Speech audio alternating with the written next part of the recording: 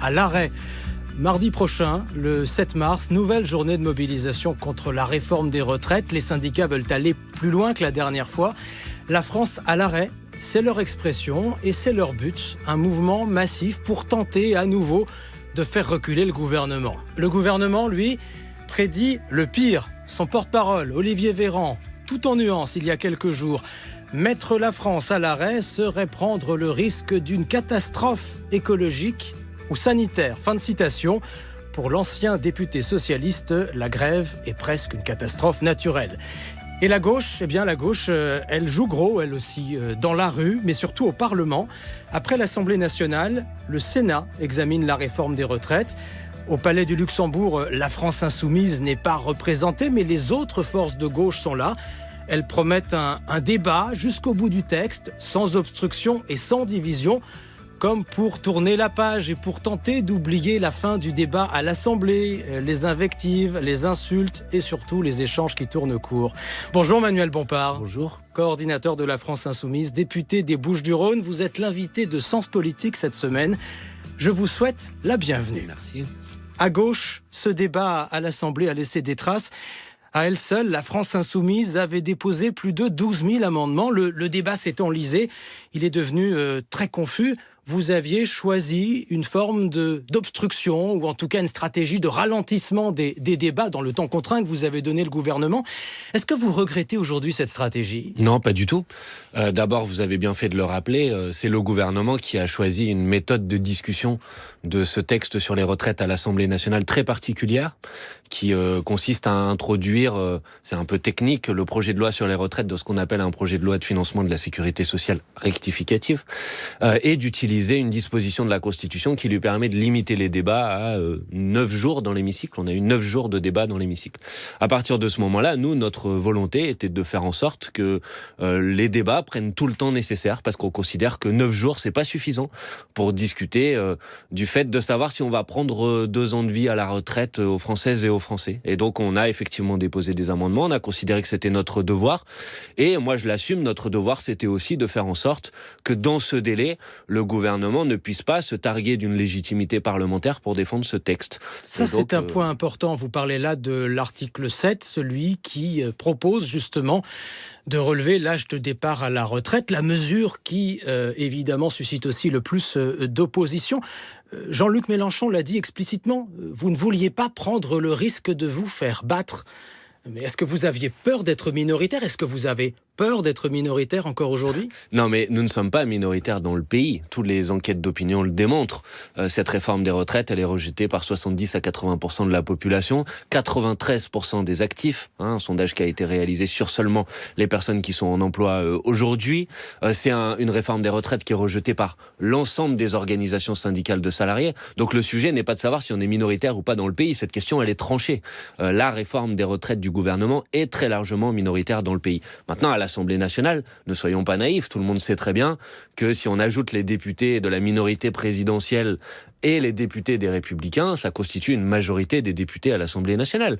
Et donc notre volonté, c'était effectivement de faire en sorte que le gouvernement ne puisse pas utiliser une forme de légitimité parlementaire à opposer à la légitimité populaire pour dire, vous voyez, c'est trop tard, maintenant ça sert plus à rien de manifester puisque le texte a été adopté à l'Assemblée nationale. Et donc nous avons mené cette bataille d'opposition avec les outils qui sont à notre disposition. Et les outils qui sont à notre disposition, c'est notamment la possibilité de déposer des amendements. Ceux qui représentent les salariés, les syndicats, sont en désaccord avec cette stratégie. Pas tous. Ils l'ont dit, ils le disent encore aujourd'hui. Ils auraient voulu que les députés débattent de ce fameux article 7 pour que chacun puisse se compter.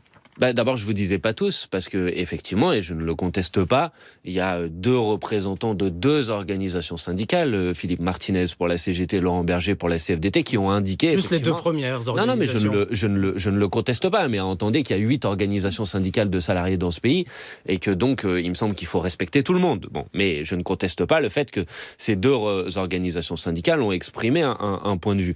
Je l'ai dit, pour ma part, je je ne suis pas en accord avec eux. Je pense que ils se sont sans doute figurés qu'il y avait une possibilité d'obtenir une victoire à l'Assemblée nationale sur cet article 7. De mon point de vue, c'est un mauvais diagnostic. Et donc, à partir de ce moment-là, nous ne partagions pas la même stratégie.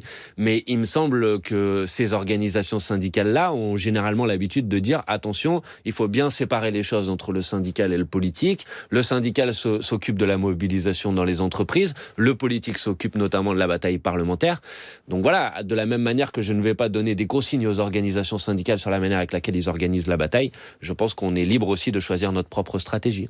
Précisément, les syndicats regrettent que vous veniez trop sur leur terrain. En tout cas, c'est ce qu'ils disent. Nous recevions cette semaine dans les matins de France Culture Philippe Martinez, le secrétaire général de la CGT, et il demande à chacun de rester à sa place. Écoutez. Chacun à sa place, on s'écoute et on se respecte. Pour l'instant, le mouvement social, et c'est souligné par tout le monde, c'est les syndicats qui l'organisent. Et d'ailleurs, le fait que les syndicats soient unis, c'est ce qui fait le succès de ces mobilisations. Pourquoi chercher des polémiques en essayant de dire oui, mais on est mieux placé, ou on va diviser, ou je ne sais quoi. Voilà, chacun est dans son rôle, et quand chacun est dans son rôle, ça marche bien.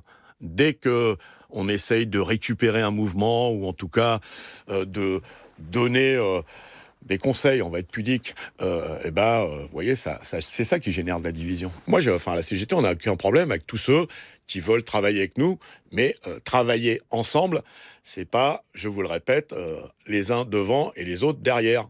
Les uns devant, les autres derrière. Vous souriez, Manuel Bompard, en entendant l'expression de Philippe Martinez. Qui mène le mouvement social ? Les syndicats ou la France Insoumise ? Clairement, aujourd'hui, les journées d'action, les journées de grève, l'idée de passer à un mouvement de grève généralisé dans le pays le 7 mars prochain, c'est à l'initiative des organisations syndicales unies, c'est une intersyndicale unie, c'est inédit depuis de nombreuses années, et c'est très bien. Et en ce qui nous concerne, nous appuyons ces initiatives. Moi, j'ai certainement pas l'intention de polémiquer avec qui que ce soit dans cette bataille, parce que je pense que Jean-Luc Mélenchon et Philippe Martinez ont longtemps polémiqué à distance. Non, justement, si et Philippe Martinez a effectivement exprimé des choses sur notre stratégie parlementaire. Jean-Luc Mélenchon lui-même a dit, écoutez, l'heure n'est certainement pas à la polémique. Si j'étais un peu taquin, je dirais à Philippe Martinez que précisément, chacun à sa place, c'est bien la démonstration qu'en ce qui concerne la stratégie parlementaire, il appartient aux organisations politiques de la définir. Mais moi, je ne refuse pas le débat, je dis franchement les choses. Je pense que les organisations syndicales sont aujourd'hui en première ligne dans cette bataille, mais que les organisations politiques, les associations ont aussi le droit d'appeler à des initiatives de mobilisation, de les appuyer, de les soutenir, de faire en sorte que le mouvement s'élargisse. Et il faut que les différentes formes d'action soient complémentaires. Et dans cette nouvelle phase-là qui commence dans les prochains jours, souhaitez-vous travailler plus étroitement avec les syndicats ? Est-ce que des actions communes sont possibles ? Même si chacun est dans son rôle, écoutez, vous dites, et comme disait Philippe Martinez. Ça fait depuis le mois de juillet qu'en ce qui concerne la France Insoumise, nous souhaitons effectivement qu'il puisse y avoir des initiatives communes entre les organisations syndicales et les organisations politiques. Pour l'instant, les organisations syndicales n'ont pas souhaité s'engager sur la voie d'initiatives communes, en tout cas à l'échelle nationale.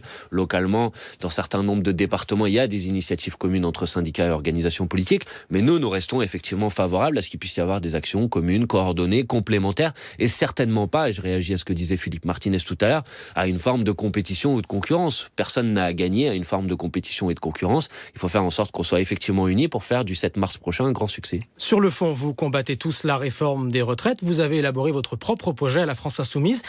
Mais dans ce débat tronqué, tendu à l'Assemblée nationale, est-ce qu'elles ont été audibles, ces propositions ? Qui les a entendues ? Je crois qu'elles ont été entendues. Écoutez, franchement, je trouve qu'il y a beaucoup de cinéma sur ce qui s'est passé à l'Assemblée nationale ces 15 derniers jours. Quand on connaît un peu l'histoire parlementaire, on voit que ce débat n'était pas un débat beaucoup plus houleux ou beaucoup plus violent qu'un certain nombre de débats qui ont eu lieu dans notre histoire parlementaire. Et j'ai bien compris qu'il y avait une stratégie gouvernementale qui était d'essayer de délégitimer en quelque sorte le débat parlementaire autour de la bordélisation. Avant même que les débats aient commencé, M. Darmanin disait « vous voulez bordéliser le débat ». Donc vous voyez, ça c'est pour dire attention avec cette idée que ce débat aurait été particulièrement houleux ou particulièrement déshonorant par l'Assemblée nationale. Je ne le partage pas.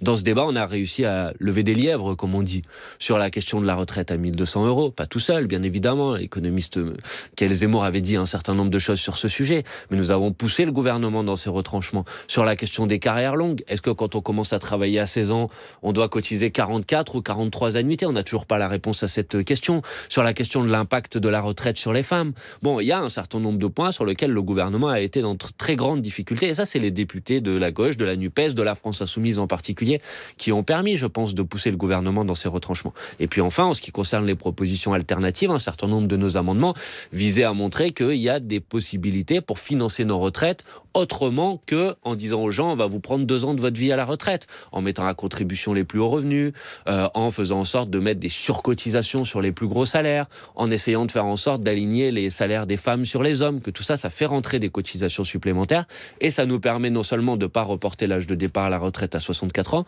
mais même potentiellement de revenir à 60 ans avec 40 annuités de cotisation. C'est le programme alternatif effectivement que défend la France Insoumise. Mais les Français ont vu aussi cette photo du député Thomas Porte posant sur un ballon à l'effigie du ministre du Travail. Ils ont entendu aussi le cri de votre collègue Aurélien Saint-Toul traitant Olivier Dussopt d'assassin. Et surtout, vos partenaires de gauche ont regretté dans les jours qui ont suivi le débat à l'Assemblée la manière dont ce débat avait tourné. Je pense notamment à Boris Vallaud, le président du groupe socialiste, qui dit que la NUPES n'a pas offert son meilleur visage dans ce débat sur les retraites et que vous vous êtes éloigné, je le cite, de votre mission, servir ceux qui n'ont que leur travail pour vivre. Ça, c'est un de vos partenaires de gauche qui le dit. Je ne suis pas d'accord avec lui. Je pense que la responsabilité qui est celle des députés d'opposition, les députés de la NUPES en particulier, on a tous les députés de la NUPES étaient élus sur un programme. Et ce programme, c'est notamment l'objectif de ramener la retraite à 60 ans avec 40 annuités de cotisation. À partir de ce moment-là, notre responsabilité, c'est d'empêcher à ce texte d'être adopté. Et on le fait avec les moyens qui sont à notre disposition. Et il me semble que c'est ce que nous avons fait. Et d'ailleurs, pour ma part, quand je rencontre aujourd'hui des citoyennes, des citoyens qui sont opposés à cette réforme des retraites, ils me remercient d'avoir fait ce travail d'opposition. Ils me remercient d'avoir tout fait pour faire en sorte que ce texte ne puisse pas être adopté à l'Assemblée nationale. Et c'est ça qui est le plus important. Après, il peut y avoir des styles différents entre les différents groupes de la NUPES. On ne dit pas forcément toujours les choses de la même manière, mais je pense que ces styles différents ne sont pas un problème si on est capable de les articuler et de leur permettre de travailler ensemble. France Culture, Sens Politique, Jean Lémarie. Sens Politique qui accueille cette semaine Manuel Bompard, le coordinateur de la France Insoumise. Comme à chacun de nos invités, nous vous avons demandé de venir avec une archive sonore, un moment politique qui vous tient à cœur, et vous avez choisi ce discours. C'est toute la bataille menée depuis le 19e siècle qui se trouve ainsi résumée. La bataille pour le temps de vivre. La conquête du temps de vivre. Mais qu'est-ce que c'est que la vie?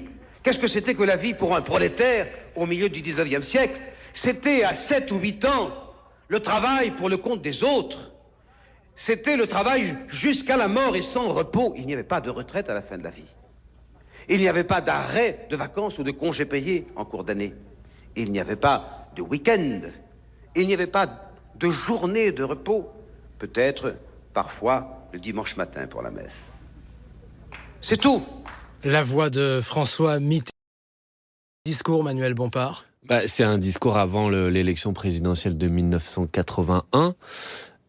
Et il me semble que ça résonne particulièrement avec l'actualité. Et je trouve ça intéressant, si vous voulez, dans un moment où on est dans une bataille qui est très dure, très conflictuelle, avec des positions très affirmées, de rappeler que ce sujet, il n'est pas nouveau. Il commence pas en 2023.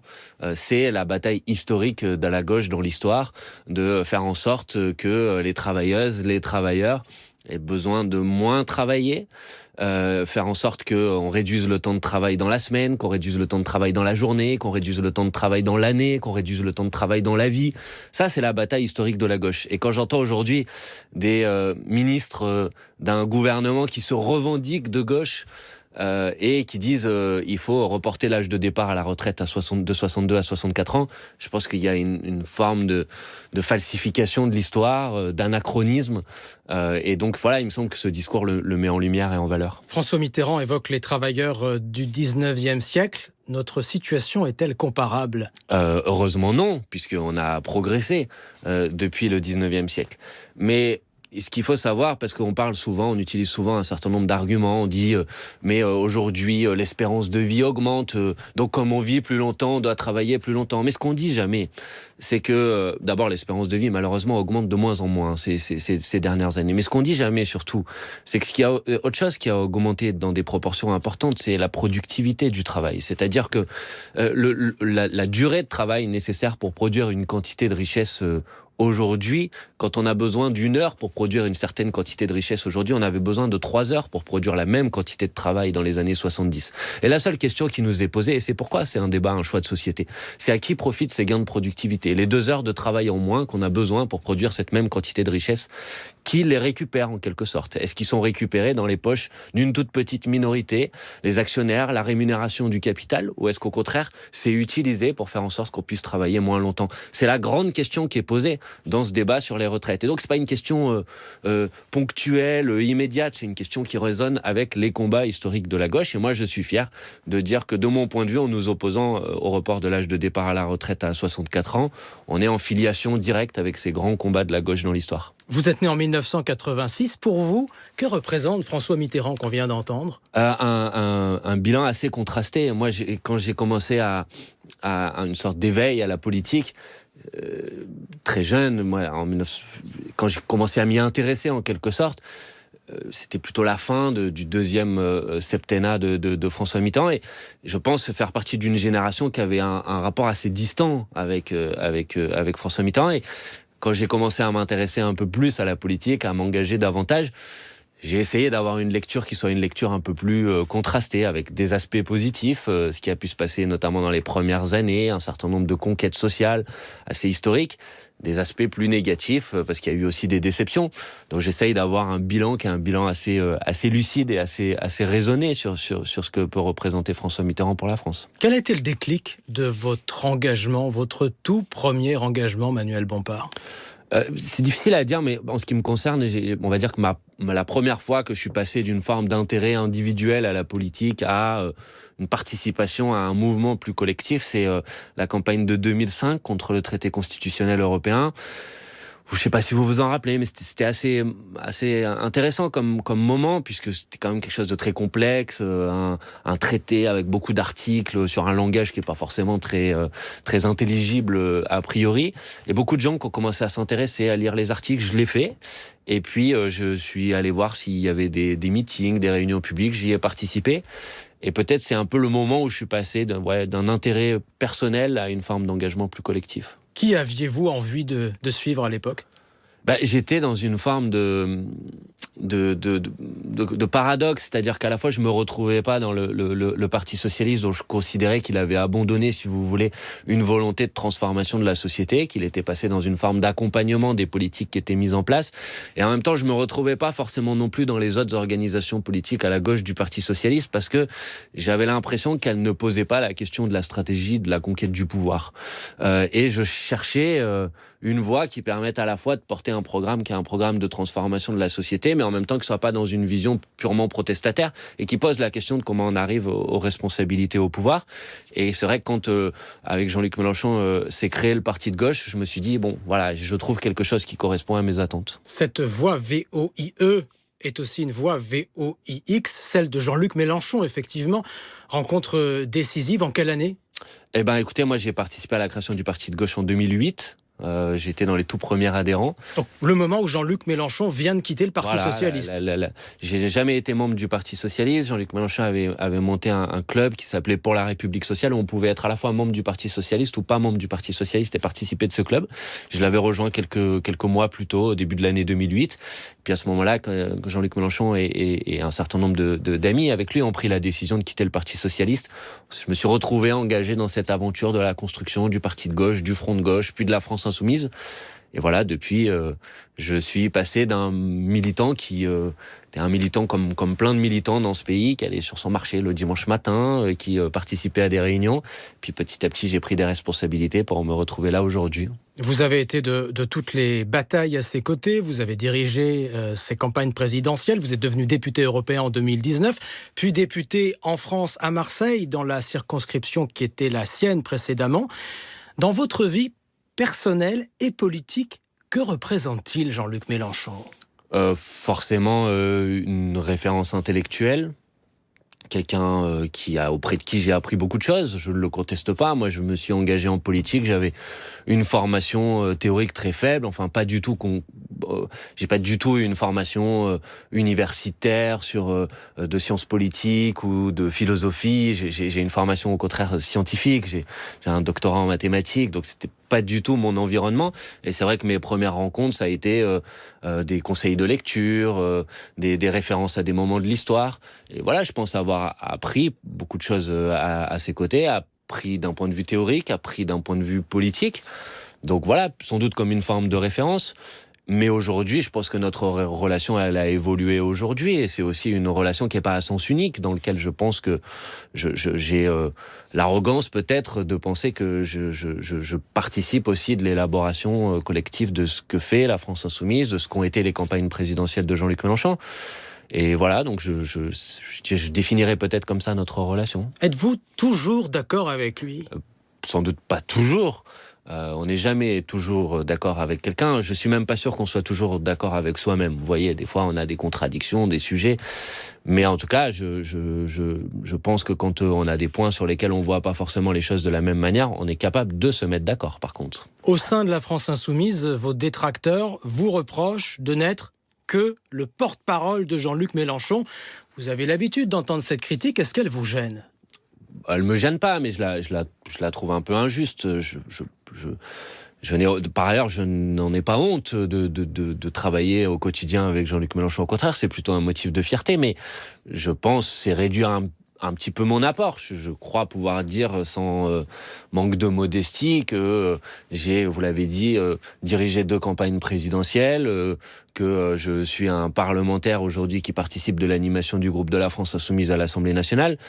Et je pense avoir aussi une capacité de réflexion autonome, une capacité de réflexion personnelle. Donc bon, je trouve pas ça très sympathique, mais honnêtement, ça m'empêche pas de dormir la nuit. Jean-Luc Mélenchon, une vision et un style. Voici une nouvelle archive que nous avons choisie, nous, cette fois, et que vous allez découvrir. Partout dans le monde, la civilisation humaine est mise au défi de sa continuité. Prenons toute la mesure de la gravité de la situation. Non pour avoir peur, mais pour réfléchir, pour avancer vers les solutions. Nous ne partageons pas cette méthode lamentable qui consiste à jouer sur la peur, car la peur tétanise. La peur durcit les cœurs. La peur ferme les esprits. Et face au défi, c'est le contraire qu'il faut faire. Ouvrir en grand son cœur pour entrer en empathie avec la planète elle-même. Pour entrer en empathie avec chaque autre être humain et être non humain doué de sensibilité. Tous les problèmes ont une solution. Un problème sans solution est un problème mal formulé. Exemple de problème mal formulé. Régler la catastrophe climatique déclenchée par le capitalisme avec les méthodes du capitalisme. Jean-Luc Mélenchon, lors de la dernière université d'été de la France Insoumise, c'était à la fin du mois d'août dernier. Est-ce un programme, ce qu'on entend là, Manuel Bompard ? Ah oui, il y a une part de programme. La question est posée en ces termes de comment la question écologique renouvelle sans doute la critique du capitalisme et lui permet de d'avoir des points d'appui qui sont bien évidemment la question sociale, ça l'a toujours été, mais aussi la question de l'urgence et de la crise climatique et environnementale. Donc ça pose la nécessité d'une forme de dépassement du capitalisme pour être en capacité de résoudre à la fois la crise climatique, à la fois la crise sociale. Donc bien sûr, je trouve qu'il y a quelque chose d'un programme dans cette intervention. Ce que je trouve intéressant aussi, et que ça m'a fait penser quand vous avez passé cet extrait, j'ai toujours trouvé intéressant aussi chez Jean-Luc Mélenchon cette capacité, alors qu'il est engagé dans la vie politique depuis un certain nombre d'années, d'être en capacité en permanence de se redéfinir, de se repenser, de se projeter, d'intégrer à son logiciel de réflexion politique des sujets qui sont des sujets nouveaux. Là, par exemple, dans cet extrait, le rapport au non-humain, comme il dit, le rapport aux animaux, le rapport à la nature. Voilà, je trouve qu'il y a une forme de logiciel de pensée qui s'alimente en permanence des nouveaux combats, des nouveaux sujets, des nouvelles thématiques de conflictualité qui existent dans la société. Et ça, de ce point de vue-là, c'est un modèle de réflexion. Une proposition de rupture, est-ce que vos partenaires partagent un projet de rupture ? En tout cas, ce qui a... Et notamment de rupture avec le capitalisme, c'était la fin de l'extrait qu'on a entendu. Oui, enfin, en tout cas, ce qui a permis la constitution de la nouvelle Union populaire écologique et sociale, la NUP, la NUPES, on dit comme on veut, c'est un rapport de force issu du résultat de la dernière élection présidentielle qui a permis que ce regroupement, cette unité, ce rassemblement, il se fasse autour d'une orientation politique qui est une orientation de rupture, oui, bien sûr. Quand vous défendez ensemble dans votre programme la retraite à 60 ans avec 40 annuités de cotisation, j'en ai parlé, mais de manière plus large, quand vous défendez par exemple l'idée qu'il y a un certain nombre de biens communs qui doivent échapper aux logiques du marché et qui doivent être dans le giron public, vous amputez sur le capitalisme un certain nombre de secteurs de l'économie. François Mitterrand, que nous écoutions tout à l'heure, promettait lui aussi de rompre avec le capitalisme. Il ne l'a pas fait. Pas totalement, mais je pense qu'il faut sortir d'une vision un peu binaire qui donne l'impression que rompre avec le capitalisme, ça veut dire collectiviser demain l'ensemble des moyens de production. Je pense que ça ne se produit pas de cette manière. Mais quand vous défendez l'idée que, je le disais, un certain nombre de secteurs de l'économie, la question de l'eau, la question de l'énergie, pour donner ces exemples, parce que ce sont des biens communs qui sont indispensables à la vie, doivent échapper aux logiques du marché, vous voyez bien que vous rognez sur le capitalisme et sa domination sur l'ensemble de l'économie. Voilà, moi, je pense que notre programme est un programme de transition dans la rupture avec le système capitaliste. Je le disais, Jean-Luc Mélenchon, à la fois dans la vision et dans le style, parfois lyrique, parfois très colérique, le bruit et la fureur, l'expression qu'il employait il y a quelques années, parfois la colère, parfois l'invective. Est-ce qu'aujourd'hui, et je dis bien aujourd'hui, cela sert le mouvement ou est-ce que ça le dessert, Manuel Bompard ? Mais je pense que ça l'a servi. Je parle au présent. Ma question est au présent. Mais ça le sert toujours. Enfin, je veux dire, Jean-Luc Mélenchon, aujourd'hui, est identifié dans ce pays comme la principale figure de la France insoumise. Et s'il est identifié de cette manière, c'est parce qu'il a été plusieurs fois candidat à l'élection présidentielle, parce qu'il a amené notre famille politique à 22%, mais aussi parce qu'il a un style et parce qu'il assume une forme de conflictualité, de confrontation qui résonne avec ce qui existe aujourd'hui dans la société. Vous savez, tout à l'heure, on parlait de l'Assemblée nationale et des retraites. Quand vous avez 67% au dernier sondage des gens qui sont prêts à soutenir le blocage du pays, ça dit quelque chose de l'état, du rapport de force, de ce qui existe dans cette société. Donc notre responsabilité, c'est de porter cette colère. De cette manière-là. Mais il y a forcément des styles différents. Mais porter cette colère, c'est prendre en charge aussi et réguler politiquement. Je ne veux pas faire toujours des comebacks sur ce qu'on a dit avant, mais... il me semble que le débat à l'Assemblée nationale, il joue un rôle de catharsis aussi de la violence qui peut exister dans la société. Et il vaut mieux qu'elle s'exprime de manière verbale par des confrontations qui sont parfois raides, parfois rudes, plutôt que qu'elles se déchaînent dans la société. Et je pense que quand nous portons cette parole, notre responsabilité, nous, en tant que députés de la France insoumise, de l'opposition, c'est de porter la parole de ceux qu'on n'entend jamais, de la parole de ceux qui n'ont jamais voix au chapitre à l'Assemblée nationale, et de porter aussi leur colère, et de le faire parfois, effectivement, avec des mots qui sont drus, qui sont durs. Je pense que c'est notre responsabilité. Vous entendez certains de vos collègues, de vos camarades au sein de la France insoumise regretter aujourd'hui ce style, expliquer qu'il faut en sortir, que ce serait une forme de maturité pour le mouvement ? Je sais pas, honnêtement, je sais qu'il peut y avoir à la France Insoumise parfois des sujets sur lesquels on n'est pas d'accord, mais j'ai pas eu l'impression qu'il s'exprimait toujours autour de notre style. Et puis vous savez, la force d'un mouvement politique ample, c'est aussi d'avoir des styles différents, qu'il y en ait plusieurs et que ces différents styles soient complémentaires. Souhaitez-vous que Jean-Luc Mélenchon soit candidat en 2027 compte tenu de ce que vous venez de nous dire? Mais c'est difficile à dire parce qu'on est en 2023 et que 2027... Je vous ai pas demandé s'il le serait, il laisse planer suffisamment l'ambiguïté là-dessus, mais si vous le souhaitez. Moi, en tout cas, je vais vous répondre de cette manière. Si l'élection présidentielle avait lieu demain, il me semble évident que Jean-Luc Mélenchon reste notre meilleur porte-parole, c'est clair. France Culture, Sens Politique, Jean Lémarie. Dans la vie récente de la France Insoumise, Manuel Bompard, il y a eu une cassure, c'est l'affaire Quatennens. Le député du Nord condamné pour violence conjugale, Jean-Luc Mélenchon a condamné le geste, mais défendu l'homme, et vous aussi. J'essaye de faire la part des choses. Une gifle n'est jamais acceptable, mais une gifle n'est pas égale à un homme qui bat sa femme tous les jours. Et une gifle n'est pas égale à une personne qui est accusée de viol après avoir drogué les personnes qui l'accusent. C'était au mois de septembre, Manuel Bompard, vous étiez à la télévision sur CNews. Les réactions de soutien, la vôtre, celle de Jean-Luc Mélenchon, ont provoqué de l'incompréhension et même parfois de la colère dans vos rangs. Avec le recul, était-ce la bonne réaction ? En ce qui concerne les propos que vous venez de citer maintenant, je pense que sur le fond, c'est des propos qui restent justes. Sans doute, peut-être en tout cas, qu'ils ont été tenus à un moment où ils n'étaient peut-être pas audibles, tout simplement, parce qu'on était dans une forme d'émotion collective que je comprends sur ce sujet. Mais je pense, au-delà de l'impact de ce sujet qui peut avoir sur un mouvement politique comme le nôtre, qu'il nous amène dans un sujet de réflexion sur lequel on a besoin encore beaucoup de travailler et de discuter. On est confronté à un sujet collectivement, je parle l'ensemble des formations politiques et la société de manière générale, à un sujet qui est malheureusement nouveau dans sa prise en charge, dans sa prise en compte, pas nouveau malheureusement dans l'histoire, qui est la question des violences sexistes et sexuelles. Et ça nous amène à nous interroger sur des principes qui parfois s'entrechoquent et se confrontent. Ces principes, c'est par exemple comment la parole d'une femme qui décide de s'exprimer est prise au sérieux, est prise en charge, et en même temps comment on garantit une forme de présomption d'innocence et de capacité de se défendre. Comment on fait en sorte que des actes qui malheureusement ont été très longtemps banalisés dans l'histoire soient pris en compte, et en même temps comment on accepte l'idée qu'on conserve une forme de gradation entre les faits et donc les sanctions qui doivent y correspondre.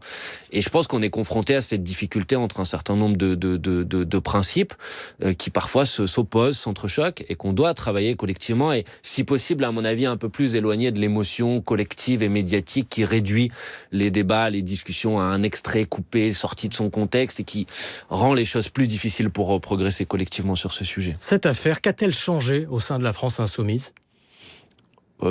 Moi, je sais pas si elle a changé. Elle a changé sans doute le fait que sur ce sujet, on avait commencé à travailler sur comment on fait en sorte de prendre en charge cette question dans les organisations politiques. On avait mis en place, il y a déjà quelques années de ça, une cellule interne qui est en charge de travailler sur ces sujets. Et progressivement, au gré de ce qui peut se passer dans l'actualité, on essaye d'améliorer, de perfectionner nos dispositifs internes. Et donc je pense qu'elle nous a amenés à réfléchir et à faire évoluer notre réflexion, et j'espère nos outils collectifs pour traiter cette question dans notre organisation. Au sein de votre mouvement, le débat est plus large et il est vif en ce moment. Il porte à l'intérieur du mouvement et aussi dans les médias sur le fonctionnement de la France Insoumise. Nous avons entendu les critiques successives de Clémentine Autain, de François Ruffin, d'Alexis Corbière, qui pointent ce qu'ils considèrent comme un manque de démocratie au sein du mouvement, y compris dans votre manière à vous de fonctionner, Manuel Bompard. Est-ce que la France Insoumise doit changer ? Mais la France Insoumise, elle change. C'est depuis le début. La France Insoumise, elle a été montée en 2016.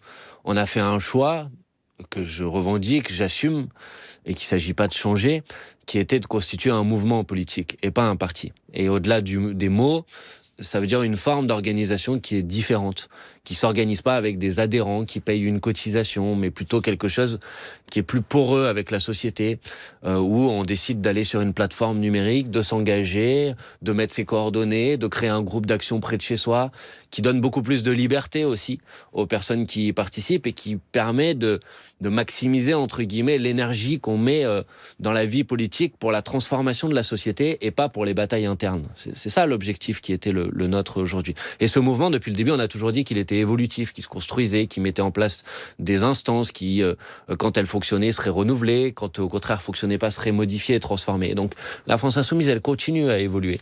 Et de ce point de vue-là, moi, j'ai pas de difficulté à ce qu'on réfléchisse à qu'est-ce qui peut fonctionner mieux et comment on fait en sorte que ça puisse fonctionner mieux. Mais par contre, je pense qu'il y a un attachement très fort au sein de la France Insoumise à conserver cette forme de mouvement et pas à venir à une forme de parti traditionnel. Et ça peut être un point de désaccord peut-être avec certaines des personnes que vous avez indiquées.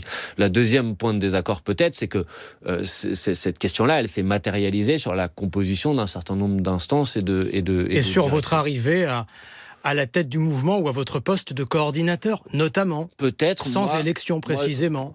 Alors d'abord, c'est pas vrai qu'il n'y a pas eu d'élection, puisque moi j'ai été désigné au sein d'une coordination. Non, j'ai été élu au sein d'une coordination, qui est une coordination des espaces du mouvement de la France Insoumise. Et chaque membre de cette coordination des espaces sont eux-mêmes identifiés, désignés, élus au sein d'un certain nombre d'espaces. C'est là-dessus que vous êtes régulièrement critiqué, c'est sur cette ambiguïté. Non, il n'y a pas d'ambiguïté. Désigné, élu, coopté. Non, mais il y a pas. C'est ce que disent vos camarades critiques.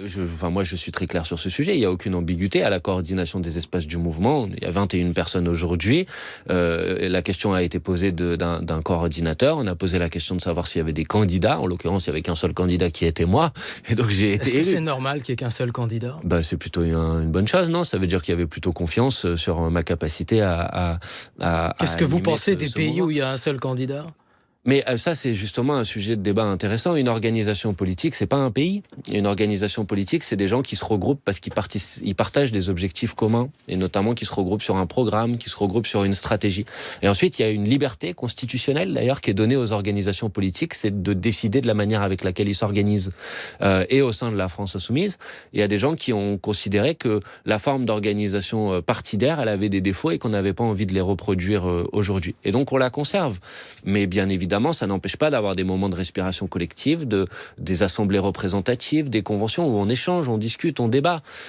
Mais vous comprenez que dans la composition d'une coordination, ça peut pas être toujours les mêmes personnes.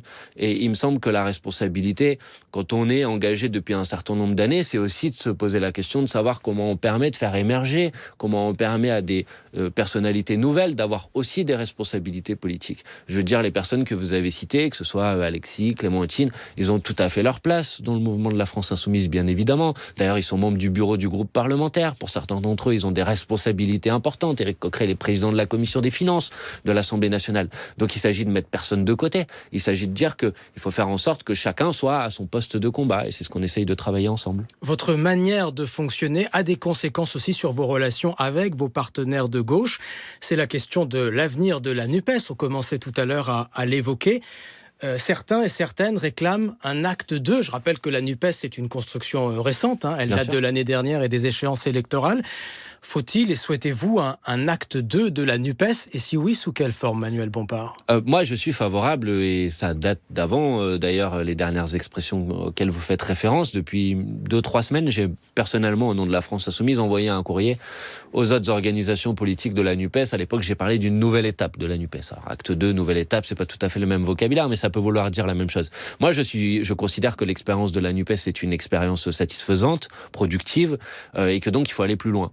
Et aller plus loin, ça veut dire faire en sorte que la NUPES ne soit pas qu'un accord électoral, pas seulement des groupes politiques à l'Assemblée nationale qui travaillent ensemble, mais comment ça peut se déployer dans le pays aussi, à l'échelle locale, avec des assemblées locales de la NUPES, dans son lien avec les syndicats, les associations, c'est ce qu'on a appelé l'Agora de la NUPES qu'on a proposé de mettre en place pour faire en sorte que la NUPES soit aussi présente dans les prochaines échéances électorales, les sénatoriales, les européennes, les municipales, les législatives, les présidentielles. Et donc j'ai envoyé un courrier aux autres organisations de la NUPES pour leur proposer qu'on puisse échanger sur ce sujet. Pour l'instant, malheureusement, à part le parti Génération qui m'a répondu, j'ai pas eu de réponse. Donc moi, je suis bien évidemment disposé, même volontaire et demandeur d'avoir cette discussion. Après, la question est qu'est-ce qu'on met derrière l'acte 2 de la NUPES ? Et on va en parler dans un instant, mais sentez-vous vous, chez eux, chez vos partenaires, une envie d'aller plus loin ou pas ? Je pense que ça dépend des partenaires et peut-être même au sein de ces organisations politiques. Tout le monde n'est pas forcément sur le même. C'est le moins qu'on puisse dire. On le voit au Parti socialiste, on l'a vu au moment de son congrès. Les Verts ratent rarement une occasion de prendre leur distance, en tout cas quand ils pensent aux prochaines échéances électorales et aux européennes. Avec le Parti communiste, c'est compliqué et depuis longtemps, pour pas dire plus. Qui veut continuer à œuvrer dans ce collectif aujourd'hui ? La population, le peuple, j'imagine. Et je pense que quand on est responsable d'une organisation politique, on ne doit pas se poser seulement la question de l'intérêt immédiat de son appareil. On doit se poser la question de savoir quelle est la stratégie qui permet de répondre aux préoccupations d'une très grande partie de la population qui souhaite qu'on tourne la page du macronisme, qu'on propose une alternative politique qui prenne à bras-le-corps la question du partage de la richesse, la question de la transition écologique, la question du renouveau démocratique de ce pays, pour prendre par exemple ces exemples-là, et que notre responsabilité est de proposer un outil qui soit le plus efficace possible pour faire cette alternative. Et je pense que la NUPES peut être cet outil. Et donc je souhaite dans le débat qu'on fasse en sorte qu'effectivement la NUPES puisse se poursuivre, s'amplifier encore, parce que je pense que c'est une nécessité pour la population. La population, c'est aussi la question de celles et ceux à qui vous voulez vous adresser. Est-ce que la gauche aujourd'hui peut reconquérir notamment ces électeurs qui habitent loin des grandes villes, qui se sentent délaissés, ce que réclame notamment François Ruffin, mais il n'est pas le seul. Êtes-vous en position de le faire ? Je le crois, oui. D'abord, il faut avoir, si on veut avoir ce débat tactique, stratégique, il faut avoir un regard qui est un regard nuancé. Je connais des départements très ruraux où Jean-Luc Mélenchon est arrivé en tête à l'élection présidentielle. Nous avons dans notre groupe parlementaire Catherine Couturier, qui est députée de la Creuse, dont on ne peut pas dire que ce soit un département particulièrement urbain. Nous avons des élus, nous avons la NUPES a gagné les 3 députés du département de la Haute-Vienne. Nous avons 3 députés en Dordogne. Je veux dire, il faut avoir un regard qui est un regard nuancé. Maintenant, je n'esquive pas à votre question. Si on veut gagner, et mon objectif c'est de gagner, il faut être en capacité de regrouper autour de notre proposition programmatique à la fois des gens qui habitent dans les centres-villes, à la fois des gens qui habitent dans les quartiers populaires, et à la fois sans doute des catégories populaires plus dans des zones qu'on appelle rurales ou périurbaines. Je pense notamment à une partie des électeurs du Rassemblement national, ce que Jean-Luc Mélenchon a parfois appelé les fâchés pas fachos. Est-ce que vous savez encore leur parler ? Je pense que précisément, par exemple, sur un sujet comme celui qu'on est en train d'aborder aujourd'hui, la question des retraites ou la question du pouvoir d'achat, ce sont des personnes qui effectivement sont sensibles aux propositions qu'on peut formuler.